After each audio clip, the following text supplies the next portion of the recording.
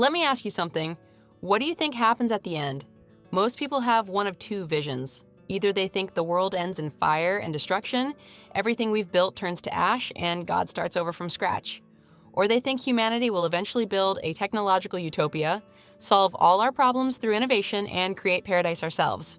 Here's the problem. Both of those visions are wrong, and the reason they're wrong matters more than you might think, because what you believe about the destination determines how you live today.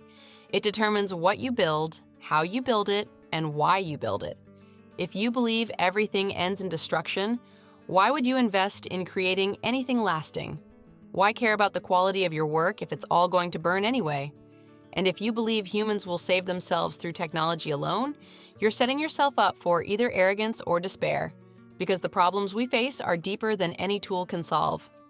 But there's a third vision, one that most people have never heard, even though it's right there in Scripture. And when you understand this vision, it changes everything about how you see your life, your work, and the future we're creating together. Today, we're going to explore what the Bible actually says about the end. Not the end as destruction, but the end as fulfillment, the renewed earth. And I'm going to show you why every single thing you create today, no matter how small it seems, is participating in something far bigger than you've imagined. Let's start with Revelation 21, verses 1 through 5. This is the vision John sees. Then I saw a new heaven and a new earth, for the first heaven and the first earth had passed away, and there was no longer any sea. I saw the holy city, the new Jerusalem, coming down out of heaven from God, prepared as a bride beautifully dressed for her husband. And I heard a loud voice from the throne saying, "Look, God's dwelling place is now among the people, and he will dwell with them. They will be his people, and God himself will be with them and be their God. He will wipe every tear from their eyes. There will be no more death or mourning or crying or pain, for the old order of things has passed away." He who was seated on the throne said, "I am making everything new." Now, most people read that and think, see, new heaven, new earth. God destroys the old one and makes a completely different one. But that's not what the text says. Look at that last line again. I am making everything new. Not I am making all new things, everything new. There's a difference. The Greek word used here is Kainos, which means renewed, refreshed, restored to original quality. It's not neos, which means brand new, never existed before. God isn't hitting the delete button, he's hitting the restore button. This is consistent with what Paul writes in Romans 8, verses 19 through 22. For the creation waits in eager expectation for the children of God to be revealed. For the creation was subjected to frustration, not by its own choice, but by the will of the one who subjected it, in hope that the creation itself will be liberated from its bondage to decay and brought into the freedom and glory of the children of God. We know that the whole creation has been groaning, as in the pains of childbirth, right up to the present time. Creation isn't waiting to be destroyed. Creation is waiting to be liberated. It's groaning like a woman in labor, which means something is being born, not ended. The earth isn't a disposable stage for a spiritual drama that happens somewhere else. The earth is the patient waiting to be healed. And here's where it gets really important for us. If the renewed earth is the restoration of this earth, not the replacement of it, then what we build here matters. The work we do today isn't just killing time until we go to heaven. It's contributing to what heaven will be when it comes to earth.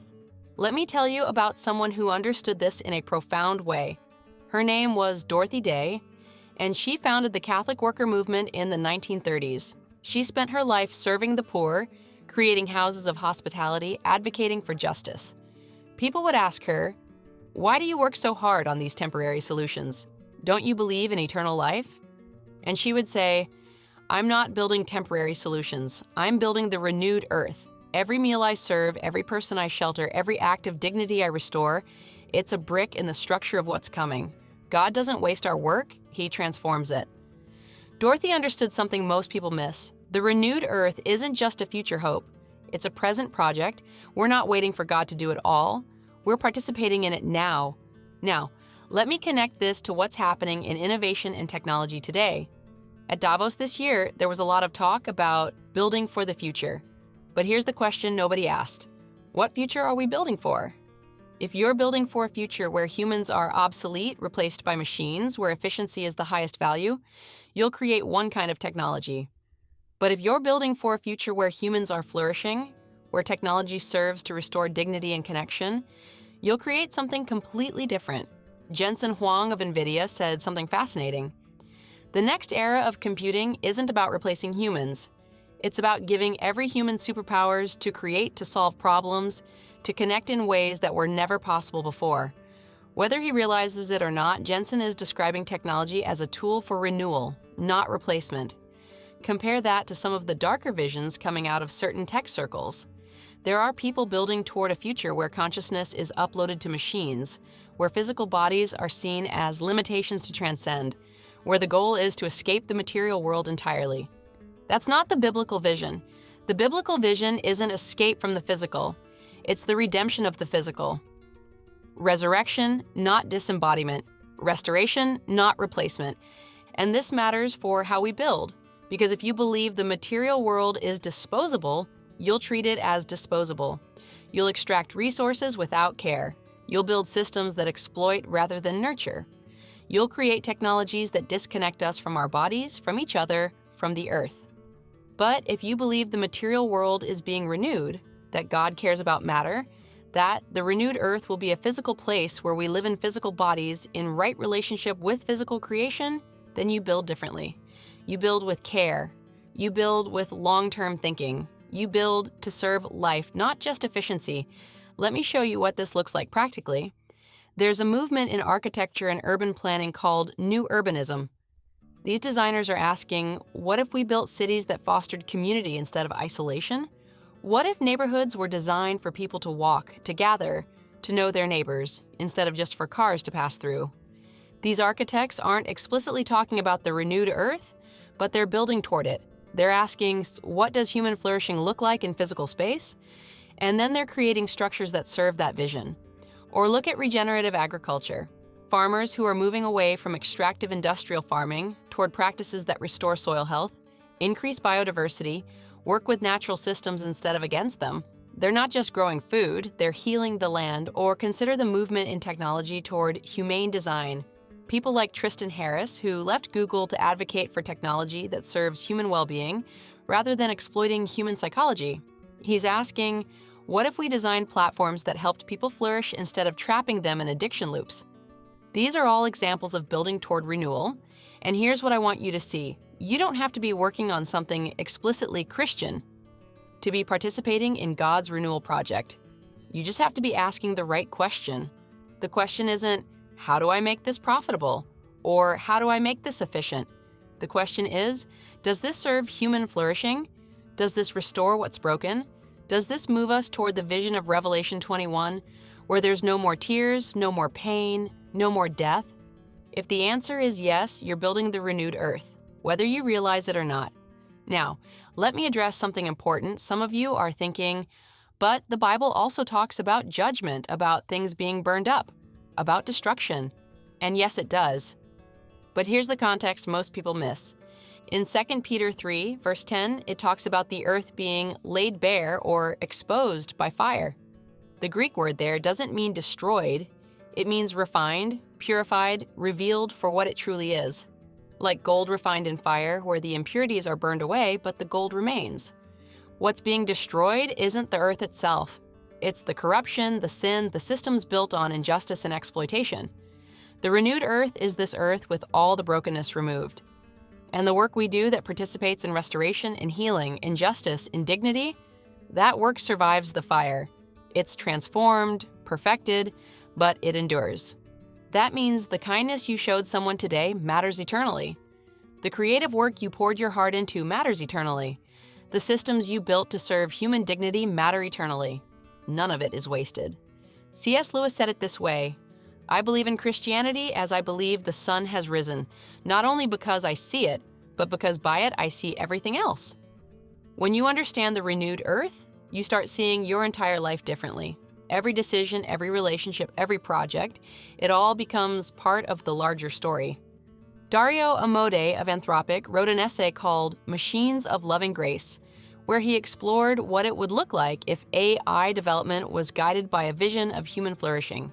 He asked, what if we built AI not to maximize profits or efficiency, but to help humans live fuller, more connected, more creative lives? That's a renewal question. And when you ask renewal questions, you get renewal answers. So here's the practical framework. I want you to evaluate everything you're working on through what I call the 3 renewal questions. Question 1, does this restore what's broken, or does it just rearrange the brokenness? If you're building a new social media platform that's addictive in a slightly different way, you're not restoring anything. But if you're building connection tools that genuinely help people form deeper relationships, you're participating in renewal. Question 2, does this serve human dignity, or does it exploit human weakness? If you're designing systems that manipulate people for profit, you're not building the renewed earth. But if you're creating tools that empower people to make better decisions, to grow, to flourish, you're on the right path. Question 3, does this have eternal weight, or is it just urgent noise? There's a difference between what's urgent and what's important. Revelation 21 gives us the vision of what's ultimately important, a world without tears, without pain, without death. Does your work move toward that vision, even in small ways? If you can answer yes to these questions, you're not just building a career, you're building the kingdom. You're participating in what God is doing to renew all things. And here's the beautiful part. You don't have to see the finished product. You don't have to know exactly how your work fits into the final picture. You just have to be faithful with what's in front of you today. Isaiah 65 gives us another vision of the renewed earth. It talks about people building houses and living in them, planting vineyards and eating their fruit, working and enjoying the fruit of their labor. It's not a vision of passive bliss. It's a vision of creative work, of building, of making, of cultivating, but without the frustration, without the exploitation, without the futility.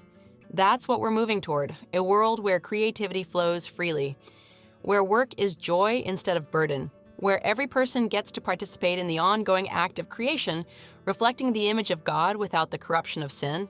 You were made for that world, and every act of faithful creating you do today is a down payment on that future. So here's the question I'll leave you with. What are you building that will survive the fire? What are you creating that participates in God's renewal project? This is the end of our Foundation series, but it's just the beginning of the conversation.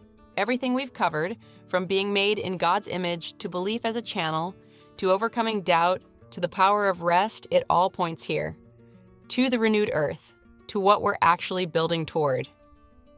Drop one word in the comments. What will you build today that matters for eternity? If this series has shifted how you see your work, your creativity, your purpose, subscribe and stay with us. We're building the divine tech way together, not because we have all the answers, but because we're asking the right questions. Thanks for watching. Go build something that lasts.